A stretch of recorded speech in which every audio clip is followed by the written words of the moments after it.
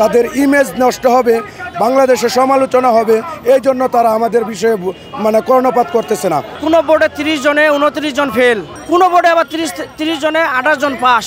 এটা কি বৈষম্য না? এনটিআরসি আমাদের 18তম নিবন্ধনে বৈষম্য করেছে। বোর্ড বেঁধে কোনো বোর্ডে 29 জনে 30 জনে 29 জন ফেল, এবং তারা বলছে আইটি সমস্যা, টেলিটক সমস্যা, এক্সপার্টদের অবহেলা, অলসতা। আমাদের কথা হলো এত অসঙ্গতি পাওয়ার পর যখন একটা কমিটি হলো, তদন্ত কমিটি, সেই কমিটিতেও এই এনটিআরসির কর্মকর্তাদেরকেই দায়িত্বে রাখা হলো।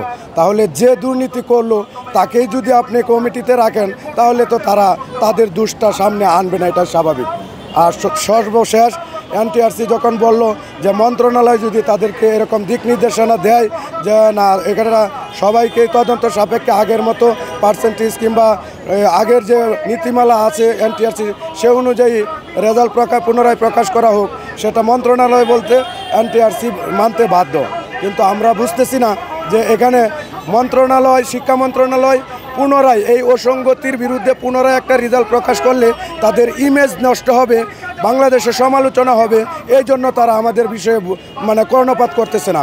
অনেক ভাই বোনেরা আছে যে তাদের আরেকটা নিয়োগ পাওয়া তাদের জীবনে আর হবে না। ইভেন আমার বিষয়টাও বলি যে নিবন্ধন পরীক্ষার যে প্রক্রিয়া, যে লং টাইম তারা প্রসেস করে, এতে একটা আমাদের মধ্যেও অনেকেই সনদ পেয়েছে কিন্তু এই শেষ হয়ে গেছে। সনদের মাধ্যমে নিয়োগের ব্যবস্থা করেন। আমি এনটিআরসিকে বলবো, আপনারা শূন্য কোটা এত থাকা সত্ত্বেও কেন কম শিক্ষক নেন?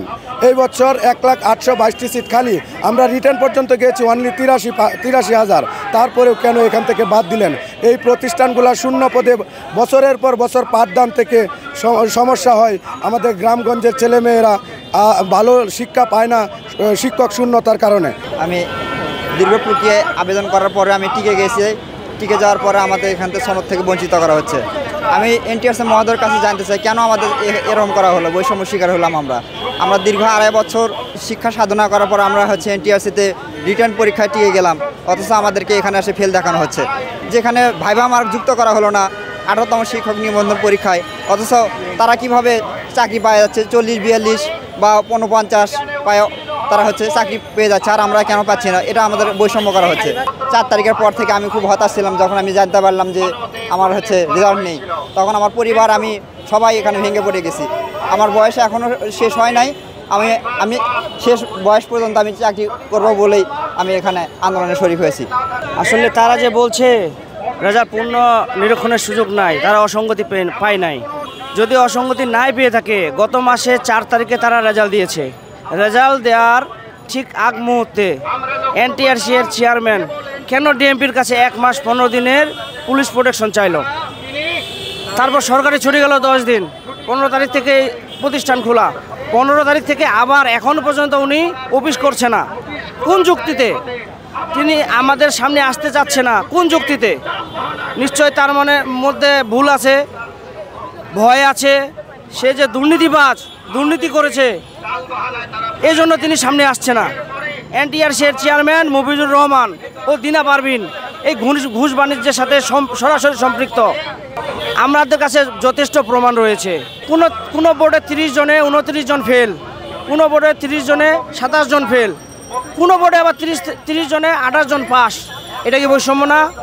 যারা আমরা প্রিলি রিটার্ন পরীক্ষা দিয়ে পাশ করে গেছি, তারা 40% নাম্বার পেয়ে গেছি।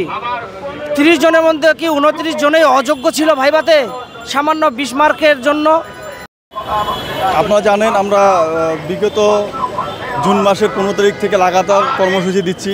এনটিআরসি সামন থেকে শুরু করে প্রেস ক্লাব পর্যন্ত বিভিন্ন ব্রিফিং করতেছি। সকলেই আমরা যারা বঞ্চিত হয়েছে 18তম শিক্ষক নিবন্ধনে, সকলেই আমরা প্রেস ক্লাবে কথা বলতেছি।